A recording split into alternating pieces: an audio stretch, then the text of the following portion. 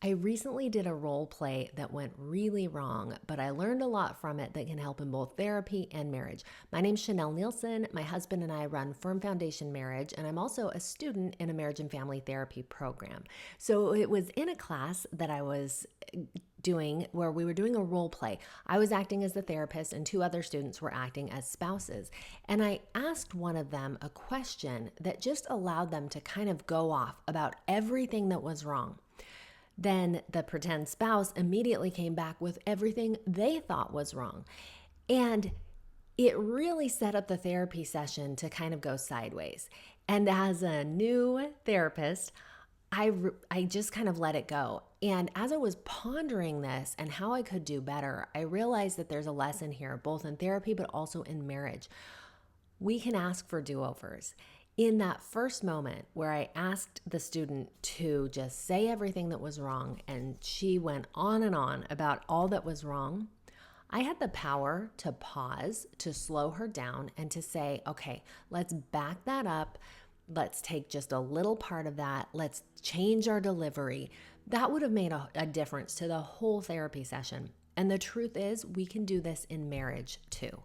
How often do you say something, I know I do, say something that doesn't come out quite right, and we see the way it lands with our spouse? They feel offended or hurt or angry, and we just keep going because we want to be right. But what if instead we asked for a do-over? We see that it doesn't land right, and we say, you know what? I'm sorry. Can I say that again? What I actually meant was this.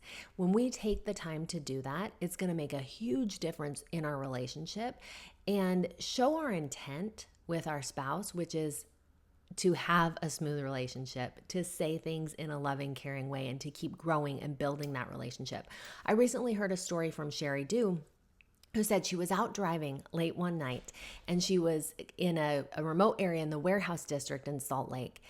And as she drove, she hit something, skidded along for a little bit, and then her car completely stopped. She kept trying to go. It wouldn't go at all. So she called for help. It was quite late. None of her friends could come and help. She had a police officer come, but she had to wait about an hour before he was able to come out there. As he looked at it, he didn't know what to do. They decided to call a tow truck, and then she had the idea, what if I try backing up? She got back in her car, backed up just a few feet. The thing that had lodged in her car fell free. She was able to see later that it was a street lamp that had fallen to the street and had lodged up underneath her car. When she backed up, it fell free, and she was able to drive away. This is a powerful analogy of what happens with us. When we take the time to back up, we change the whole outcome. We can then have our do-over. We can have peace again. We can restart and go in a different direction.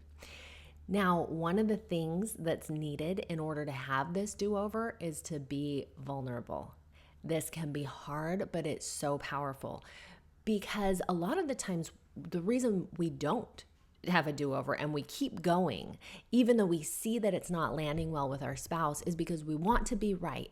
We have feelings. We're maybe angry or upset, and we want to say what we know is right in the moment. But if we can instead be vulnerable and share what we're really feeling, which is usually the layer under the anger, under the hurt, we can get to that part that we really need to share with our spouse. When we open up and have that vulnerable conversation, it allows our spouse to open up too. And so having a do-over where we are vulnerable, where we share what's really going on with us, is going to be the most powerful. And finally, the last tip that I would add here is to look at the big picture. We get caught up in the issue, but the issue is never the issue, right? The relationship is always the end goal. What's the big picture? Well, the big picture is people over issues. Your relationship with your spouse over whatever's going on in the moment. That's what matters. And if you can keep that focus, then you can ask for a do-over and step back and say, okay, what is the perspective I need to have right now? The perspective is, I love this person. I chose to marry this person.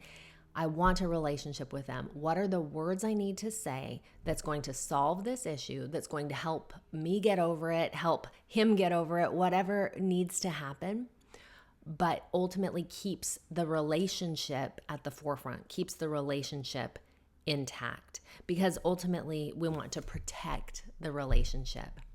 So hopefully this has given you some food for thought, right? We all need do-overs. Take the time to back it up. Take a do-over when needed. Restate. Say whatever you need to say in a kinder, gentler way. And when you mess up, don't be afraid to say sorry and to back up and to redo.